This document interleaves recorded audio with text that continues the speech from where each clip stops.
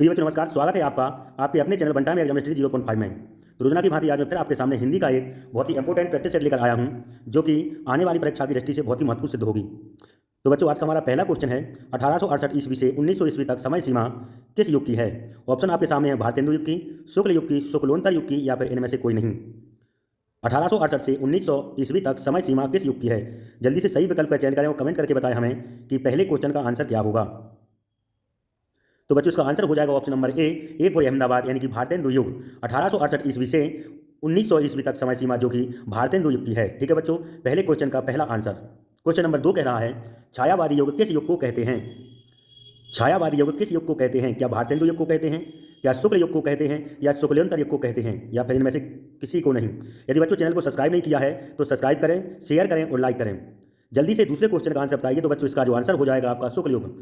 शुक्ल युग को छायावादी युग के नाम से भी जानते हैं, इसलिए दूसरे क्वेश्चन का आंसर हो जाएगा option number B for Bombay, यानी कि शुक्ल युग।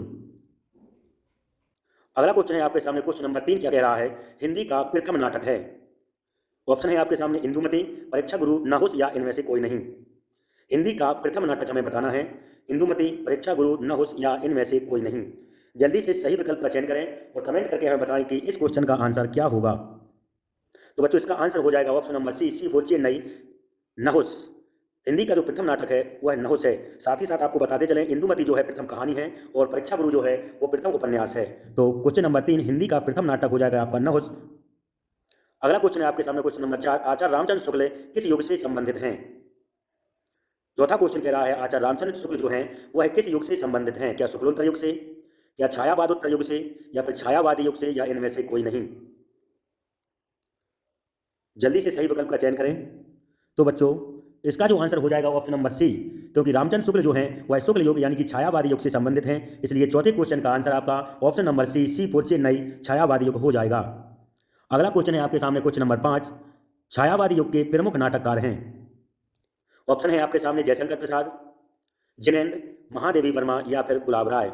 छायावादी युग के प्रमुख नाटककार का नाम आपको इन 4 ऑप्शनों में से चुन के बताना है कि छायावादी युग के प्रमुख नाटककार कौन हैं। तो बच्चों इसका आंसर हो जाएगा option number A for Ahmedabad, यानी कि जयशंकर प्रसाद जो हैं वह छायावादी युग के प्रमुख नाटककार हैं।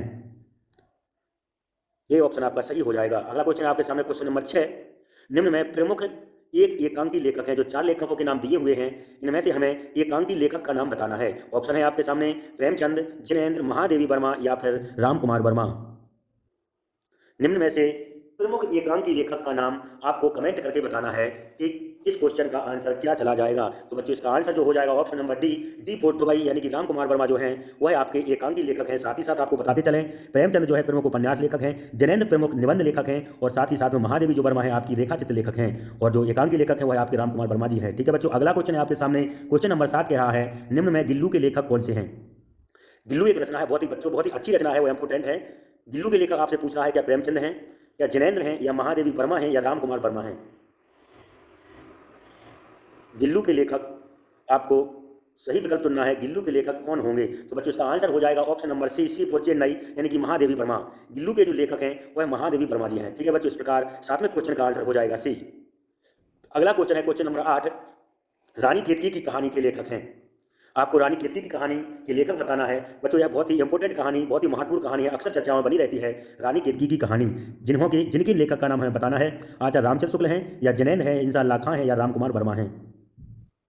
तो बच्चों इसका आंसर जो चला जाएगा ऑप्शन नंबर सी, इंसान अल्लाह खां जो हैं वह रानी केतकी की कहानी के लेखक हैं, इसलिए सी फॉर चेन्नई इस क्वेश्चन का आंसर आपका इंसान अल्लाह खां चला जाएगा। अगला क्वेश्चन आपके सामने, क्वेश्चन नंबर 9 कह रहा है निम्न में कौन सी रचना दिनकर की है। दिनकर यानी रामधारी सिंह दिनकर की रचना पूछ रहा है आपसे। ऑप्शन है आपके सामने रंगभूमि, बीड़ा, लहरों के राजहंस या रेणुका। रामधारी सिंह दिनकर की रचना का नाम पूछ रहा है, क्या रंगभूमि है, या बीड़ा है, लहरों के राजहंस है, या फिर रेणुका है। तो बच्चों इसका आंसर चला जाएगा option number D for Dubai, Renuka.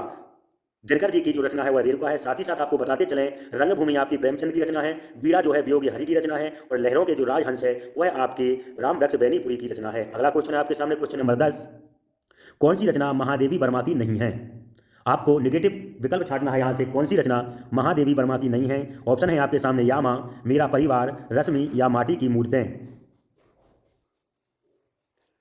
कौन सी रचना महादेवी वर्मा की नहीं है, यामा, मेरा परिवार, रश्मि या फिर माटी की मूर्ति। तो बच्चों इसका आंसर जो चला जाएगा यह है आपका ऑप्शन नंबर डी डी यानी कि दुबई माटी की मूर्त जो है वह है महादेवी वर्मा की रचना नहीं है। अगला क्वेश्चन है आपके सामने क्वेश्चन नंबर 11, कौन सी रचना हजारी प्रसाद द्विवेदी जी की है? बहुत ही महत्वपूर्ण लेखक हैं बच्चों हजारी प्रताप प्रसाद जी। इनकी रचना का नाम हमें बताना है। क्या मेरी असफलताएं, क्या मेरा परिवार, रश्मि या फिर अनाम दास का पोथा।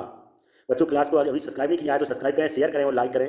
11वें क्वेश्चन का आंसर बताएं हमें कमेंट करके कि इस क्वेश्चन का आंसर क्या जाएगा। बच्चों इसका आंसर हो जाएगा option number D D for Dubai.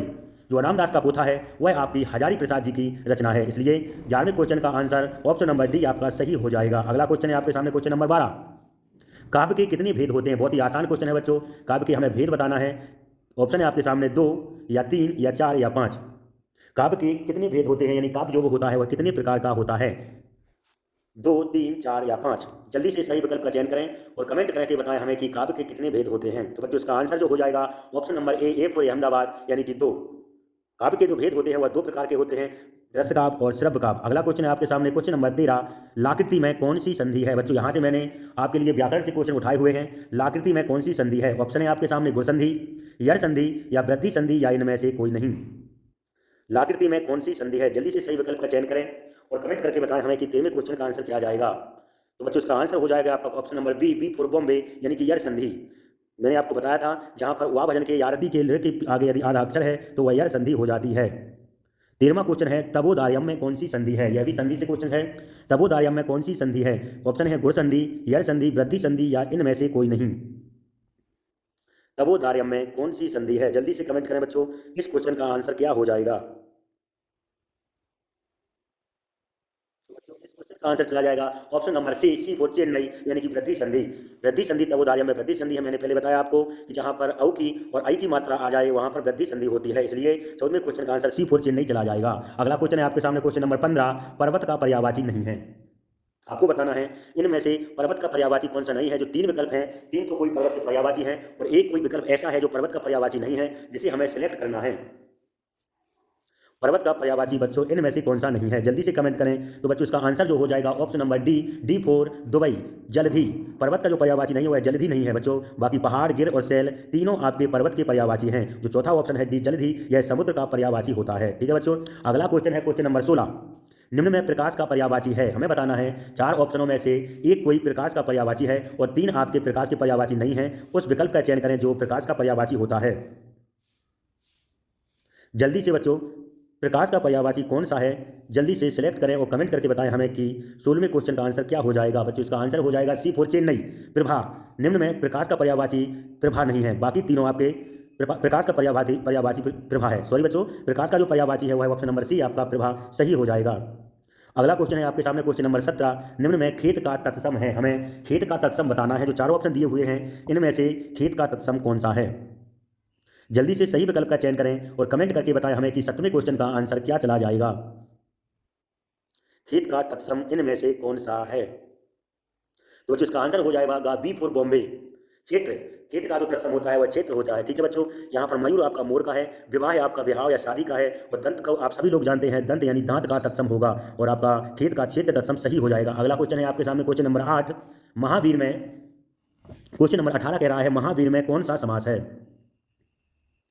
या अव्ययी भाव या कर्मधारय या फिर दीर्घ या इनमें से कोई नहीं। महावीर में कौन सा समास है? जल्दी से बच्चों 18वें क्वेश्चन का आंसर कमेंट करके बताएं हमें कि महावीर में कौन सा समास है। तो बच्चों इसका आंसर हो जाएगा option number B for Bombay, कर्मधारय समास। ठीक है बच्चों, जो अव्ययी भाव समास होता है बच्चों इसमें पहला पद आपका उपसर्ग होता है और दीर्घ समास में पहला पद संख्यावाची होता है और कर्मधारय समास में पहला पद विशेषण और दूसरा पद विशेष होता है, इसलिए महावीर में आपका ऑप्शन नंबर बी कर्मधारय समास हो जाएगा। अगला क्वेश्चन है क्वेश्चन नंबर 19, निडर में कौन सा समास है? 19वें क्वेश्चन में हमसे पूछ रहा है निडर में कौन सा समास है? अव्ययी भाव, कर्मधारय या फिर दीर्घ समास या इनमें से कोई नहीं। निडर, जल्दी से कमेंट करके बताएं बच्चों कि 19वें क्वेश्चन का आंसर क्या हो जाएगा। निडर में कौन सा समास है? तो बच्चों इसका आंसर चला जाएगा ऑप्शन नंबर ए अव्ययी भाव। मैंने बताया था आपको कि जिसमें पहला पद आपका उपसर्ग हो और दूसरा पद प्रधान हो। यहाँ पर निडर में हम नी को अलग कर देंगे तो नी उपसर्ग हो जाएगा और डर आपका एक स्वतंत्र शब्द हो जाएगा, इसलिए निडर में अव्ययी भाव समास होगा। ए फॉर अहमदाबाद सही आंसर हो जाएगा बच्चों। आज का हमारा लास्ट और अंतिम क्वेश्चन है दयालु में कौन सा प्रत्यय है? 20वां क्वेश्चन कह रहा है दयालु में कौन सा प्रत्यय है? क्या लू, क्या यालू या फिर आलू या इनमें से कोई नहीं। बहुत ही आसान क्वेश्चन है बच्चों, साथ ही साथ इंपोर्टेंट भी। दयालु में कौन सा प्रत्यय है? जल्दी से कमेंट करके बताएं हमें कि 20वें क्वेश्चन का आंसर क्या हो जाएगा। तो बच्चों इसका आंसर हो जाएगा आपका option number C for Chennai, क्योंकि दयालु में जो है आपका आलू प्रत्यय जुड़ा हुआ है, इसलिए 20वें और लास्ट क्वेश्चन का आंसर आपका क्या चला जाएगा, option number C for Chennai यानी कि आलू। ठीक है बच्चों, यह हमारी आज की क्लास थी और कल इसी टाइम पर फिर मिलेंगे। तब तक के लिए नमस्कार, सत श्री अकाल, जय हिंद।